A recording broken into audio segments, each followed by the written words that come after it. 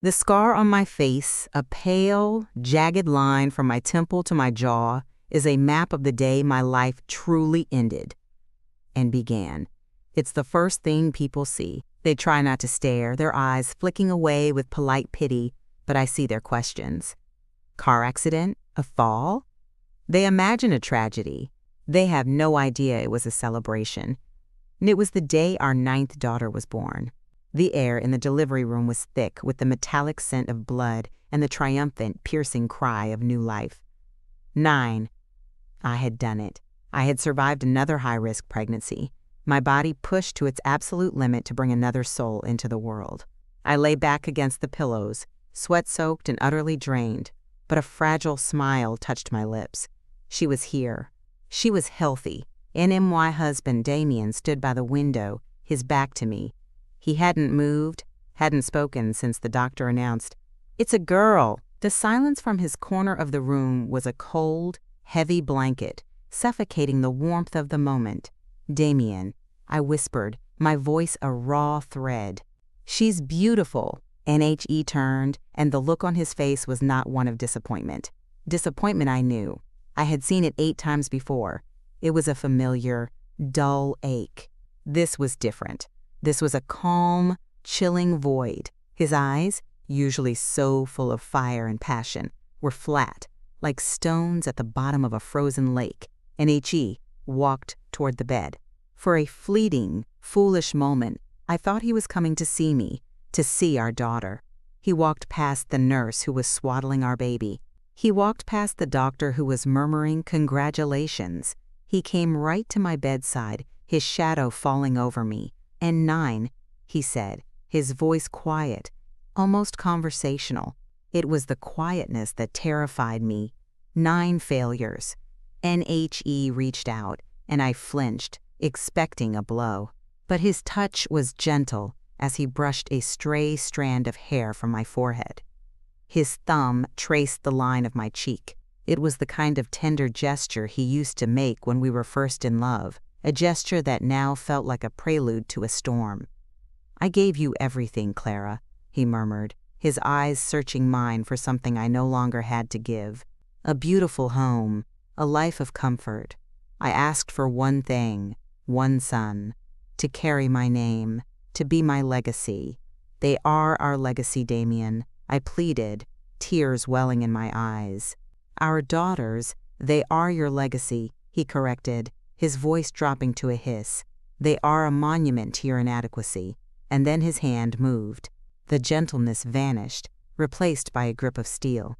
His fingers dug into my hair, pulling my head to the side. With his other hand, he reached into his pocket. I saw the glint of metal. It was a ring, a heavy, ornate signet ring he always wore, the one with his family crest. He slipped it onto his knuckles. "And I think," he said, his voice still terrifyingly calm, "you need a permanent reminder of this day, a reminder of what you cost me." NTHE world dissolved into a universe of white-hot pain. He didn't punch me. It was a slow, deliberate drag of metal against skin. The sound was worse than the pain, a sickening, tearing sound. The doctor shouted. A nurse screamed.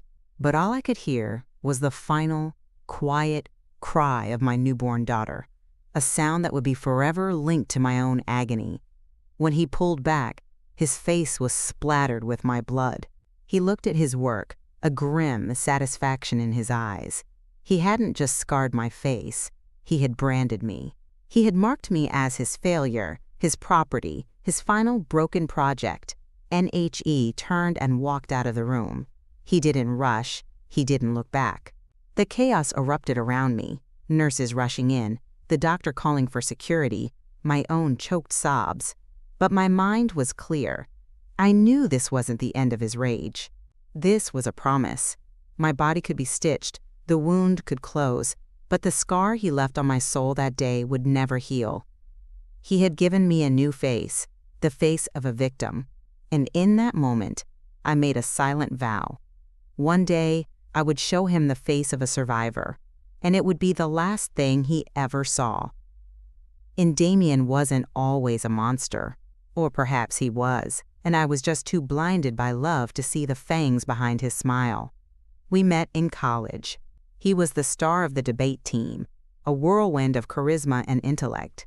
He could argue any point, his words weaving intricate tapestries of logic and passion that left his opponents speechless. I was a quiet literature student, content to live in the world created by others.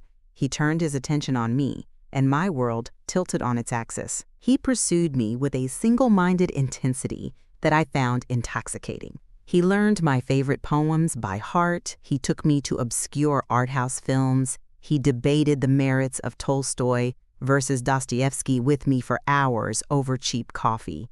He made me feel seen, heard, and cherished. He saw a fire in me that I didn't even know I had. NHI's family was old money, their names synonymous with law and politics for generations. My family was middle class, loving and stable, but unimpressive by their standards. Damien's father, a formidable retired judge, took me aside before our engagement. "My son is a man of great ambition," he said, his eyes like chips of granite. "He requires a wife who understands that his legacy is paramount. Do not become an obstacle to his destiny, child." And I thought it was just the blustering of a patriarch. I didn't understand it was a warning. Damien's destiny, in his family's eyes, was singular: to produce a male heir to carry the prestigious family name into the next generation. And our first few years of marriage were idyllic. We lived in a stunning historic home, a wedding gift from his parents. Damien was a rising star at a powerful law firm. He was attentive, passionate, and loving. The pressure for a child began subtly. His mother would pat my stomach at family gatherings, cooing about filling the nursery. When I became pregnant with our first child, Damien was overjoyed. He was the perfect expectant father, catering to my every whim, but the obsession was there, lurking beneath the surface. "My son," he would say, rubbing my belly. "He's going to be a lawyer, just like his old man." NTHE birth of our first daughter, Isabel, was the first crack in the facade. The doctor announced, "It's a healthy baby girl," and I saw a flicker of something cross Damien's face. It was gone in an instant, replaced by a smile, but I had seen it. Disappointment. "She's beautiful, of course," he said later as I held Isabel in my arms. "But the first should have been a boy." To secure the line, and I told myself it was the pressure from his family talking. I loved Isabel with a fierceness that consumed me, and I thought my love would be enough to make him see her as a blessing, not a consolation prize. With each subsequent pregnancy, the pressure mounted. Our second daughter, then our third. With each birth, his disappointment became more overt, his affection for me cooler, more conditional. He started spending longer hours at the firm, his presence at home becoming a source of tension rather than comfort. NHE never raised his hand to me, not then.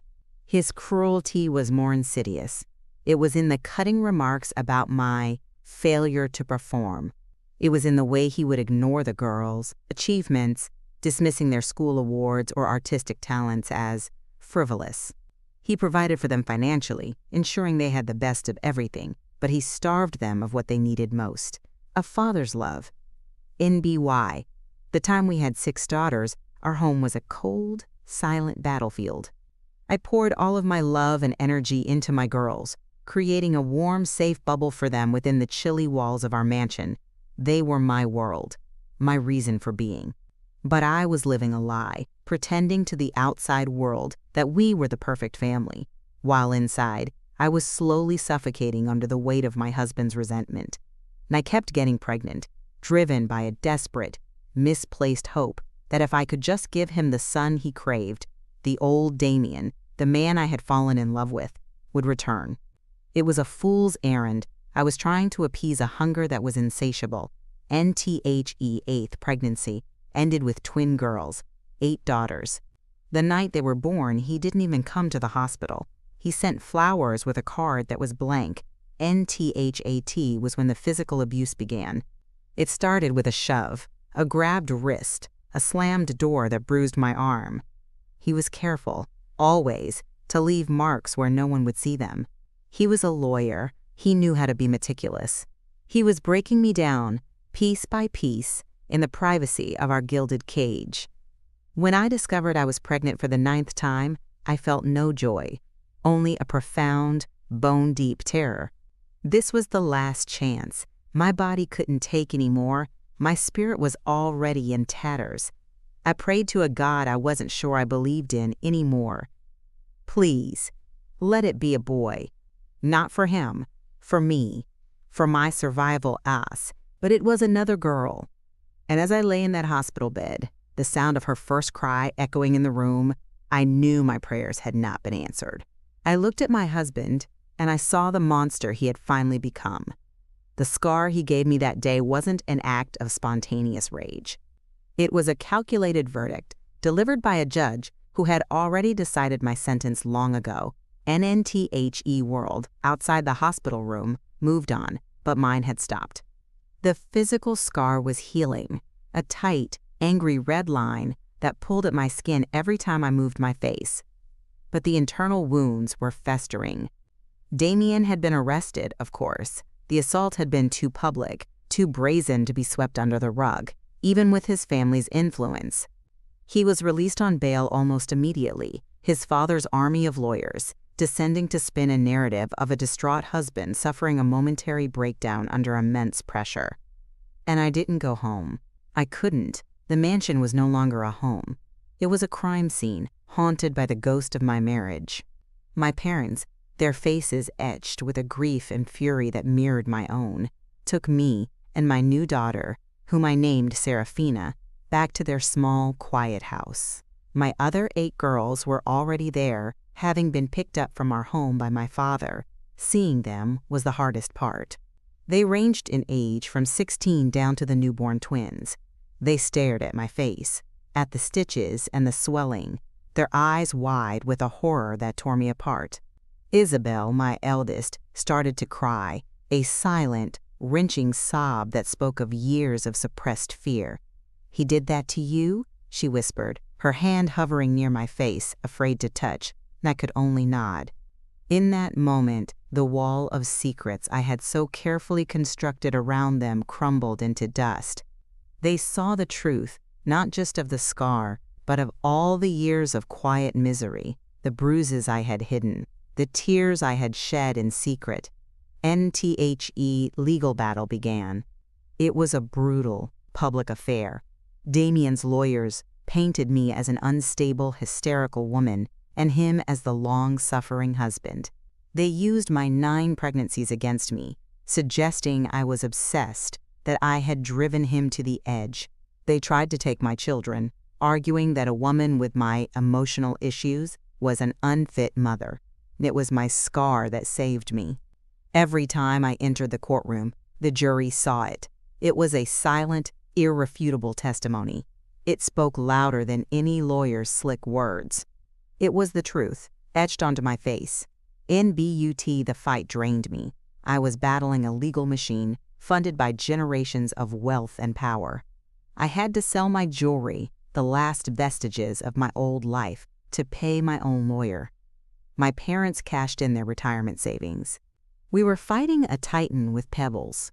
During those months, something shifted in me. The fear, the shame, the grief, they began to burn away, leaving something harder and colder in their place. I was no longer just a victim. I was a mother of 9 daughters whose futures were on the line. I would not let him win. And I started to fight back, not just in court, but for myself. I began documenting everything. I wrote down every memory of his abuse, every threat, every act of cruelty. I reached out to old staff from our home, nannies, housekeepers, some of whom had seen his rages and been fired for it. A few, terrified but brave, agreed to give statements. NMY daughters became my soldiers. Isabel, with a maturity far beyond her years, helped manage the household and her younger sisters. They formed a protective circle around me and Serafina, their love, a balm on my shattered soul. They saw my fight, and it ignited a fire in them too.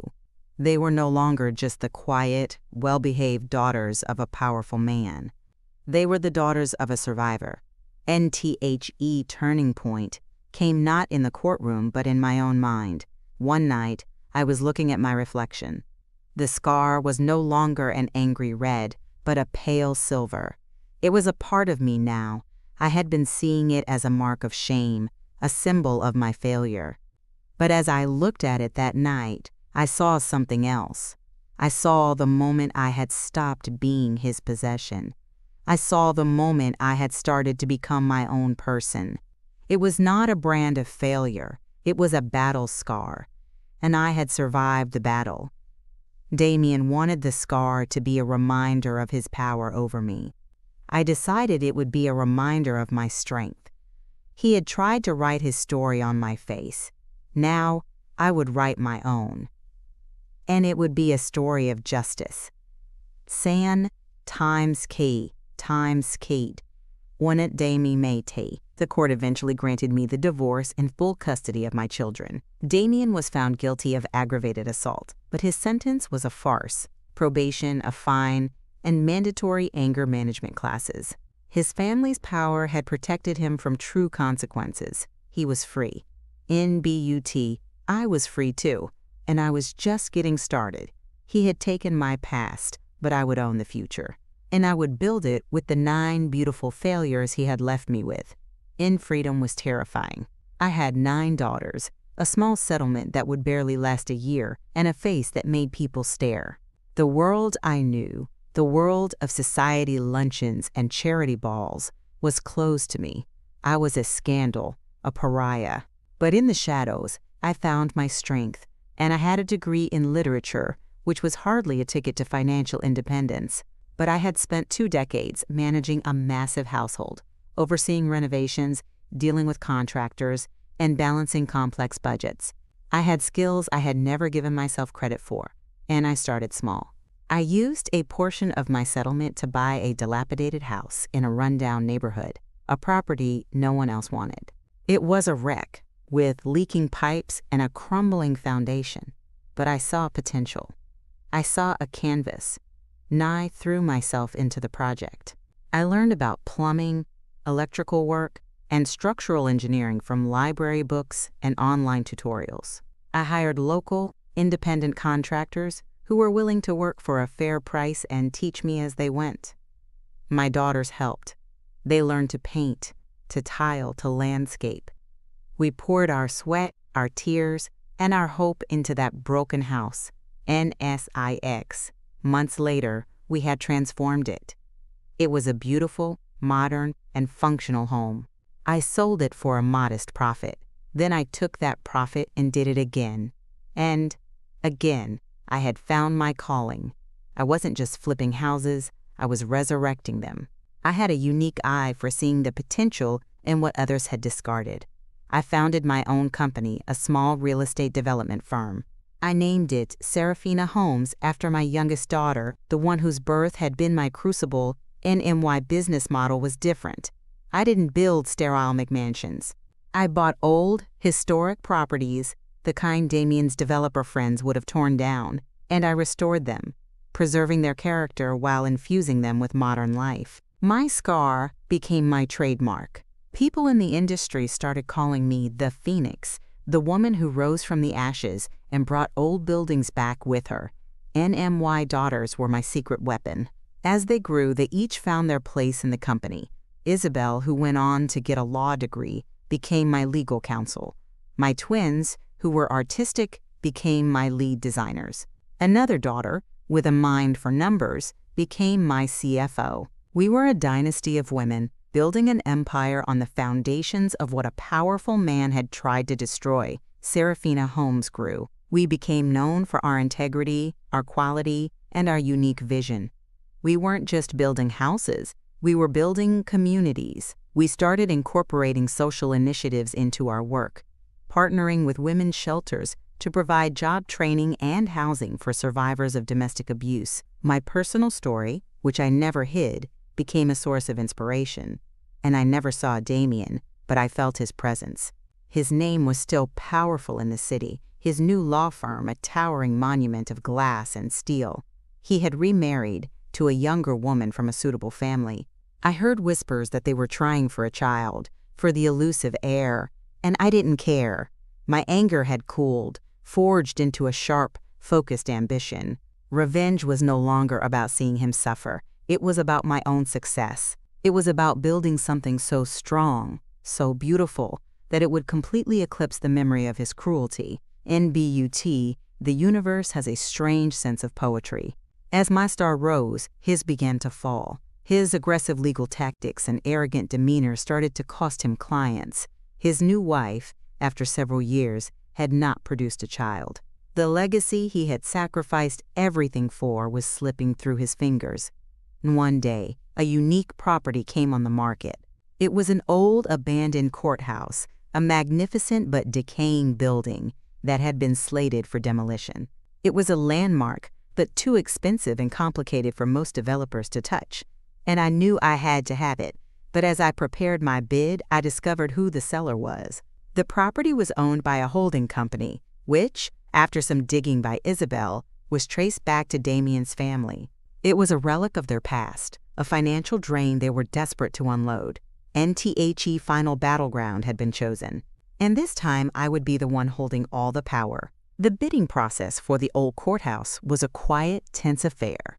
It was a sealed bid auction. I knew Damien's family would be desperate to get a good price, but I also knew the property was a liability. My team and I worked for weeks, crafting a proposal that was both financially sound and visionary. We didn't just want to buy the building, we wanted to transform it. And our plan was audacious. We would restore the courthouse to its former glory, but we would repurpose it. The grand courtrooms would become public art galleries and performance spaces. The judges, chambers, would become offices for nonprofits. And the entire West Wing would be converted into a state-of-the-art legal aid center and shelter for women and children fleeing abuse. We would call it the Sanctuary. NWE submitted our bid. The waiting was agonizing. A week later, my phone rang. It was the broker. "Congratulations, Miss Calloway," he said. "The board has accepted your offer. The courthouse is yours." NTHE closing was scheduled a month later. I requested that the principal of the selling party be present. It was an unusual request, but as the buyer, I had leverage. I knew Damien would have to be there. When I walked into the law office where the signing was to take place, my 9 daughters were with me. They were women now, poised, successful, and radiating a strength that was breathtaking. They were my life's work, my masterpiece. Damien was already there, sitting at a long mahogany table. He looked diminished. The fiery charisma was gone, replaced by a weary bitterness. His hair was thinner. His expensive suit couldn't hide the slump of his shoulders. He was with his new wife, a pale, nervous-looking woman who refused to meet my eye. When he saw me, his face tightened. But when he saw our daughters file in behind me, a wave of shock washed over him. He hadn't seen most of them in over a decade. He stared, his eyes darting from one to the next, a dawning horror on his face. He was seeing the ghosts of the family he had thrown away, now returned as a formidable force, and I sat down opposite him. I didn't say a word. I simply pushed the final contract across the table. He picked up the pen, his hand trembling slightly. NHI's wife finally spoke, her voice a thin whisper. "Damien, who are they?" Before he could answer, Isabel, my lawyer, spoke. Her voice was cool and steady. "We're his daughters." NTHE woman's face went white.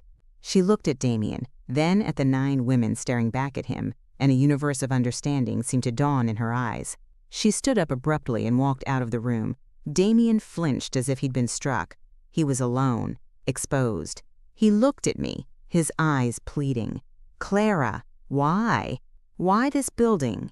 "Because it's fitting," I said, my voice even. "A place of judgment, a place where verdicts are rendered." And I leaned forward slightly. "You were obsessed with your legacy, Damien. Your name, your son.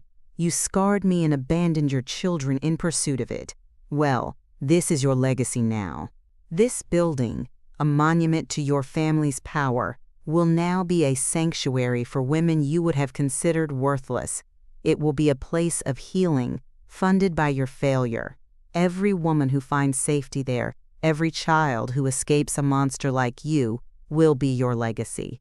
Your name won't be on the building, but your shame will be in every brick." NHE stared at me, his face ashen. The fight was gone. There was nothing left but the hollowed-out shell of a man.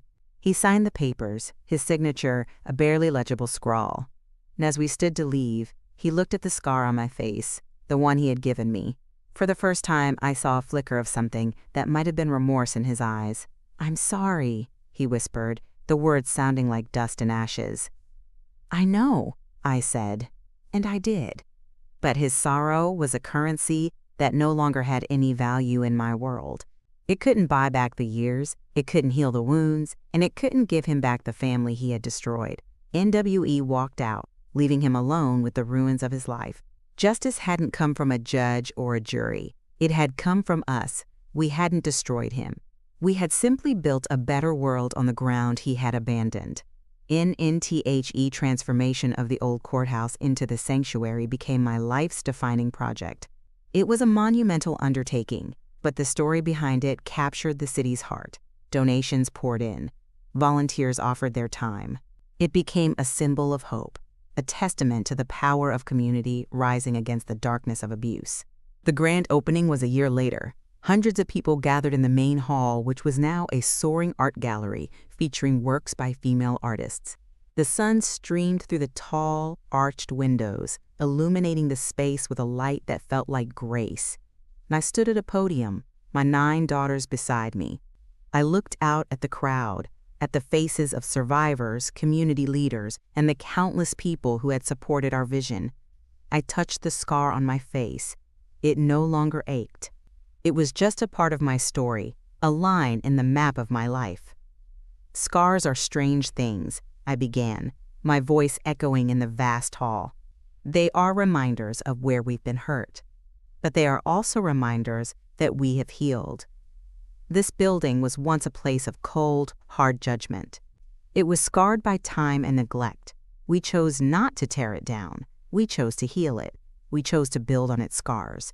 And I looked at my daughters, my beautiful, strong girls. This place is dedicated to all the women who have been told they are not enough, to the women who have been hurt, abandoned, and made to feel worthless. This is your sanctuary. This is proof that your scars do not define you. They are the foundations upon which you can build an empire of your own. And after the ceremony, a young woman approached me. She had a faded bruise on her cheek, her eyes full of a familiar fear and a nascent spark of hope. "What you said," she started, her voice trembling. I left him this morning because of this, because of you." And I took her hand. "You are not alone," I told her. "Welcome home." And in that moment, I understood the true nature of my victory. It wasn't in bankrupting Damien or taking his property. It was in this. It was in turning my pain into a beacon that could guide others out of the dark. Damien had given me a scar to mark me as a victim. I had turned it into a lighthouse. NMY daughters carried the torch forward. They ran the foundation with a passion and wisdom that humbled me.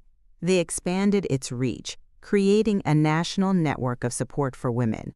They became a force of nature, their combined strength, a legacy far greater than any single heir could have been. And I found a quiet peace I never thought possible.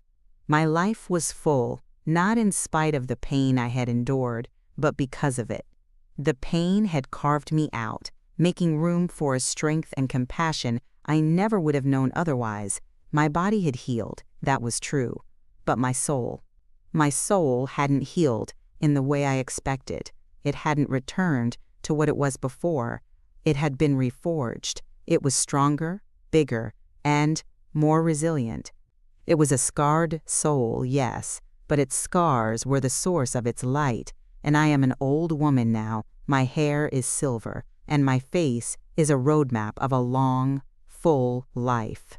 The scar is still there, a faint, silvery line, no more noticeable than the laugh lines around my eyes. I live in a small house with a large garden, a little distance from the city. It is my sanctuary. NMY daughters visit often, bringing their own children, my grandchildren, and great-grandchildren. The garden fills with the sound of their laughter, a symphony of life and joy. They are a sprawling, beautiful, chaotic family. There are boys and girls, all of them loved, all of them cherished for who they are. Damien died years ago. I read about it in a small obituary in the back of the newspaper. He died alone, his second wife having left him years prior. His law firm had dissolved, his family name faded into obscurity. He left behind no children, no legacy but the one I had built from the ashes of his cruelty.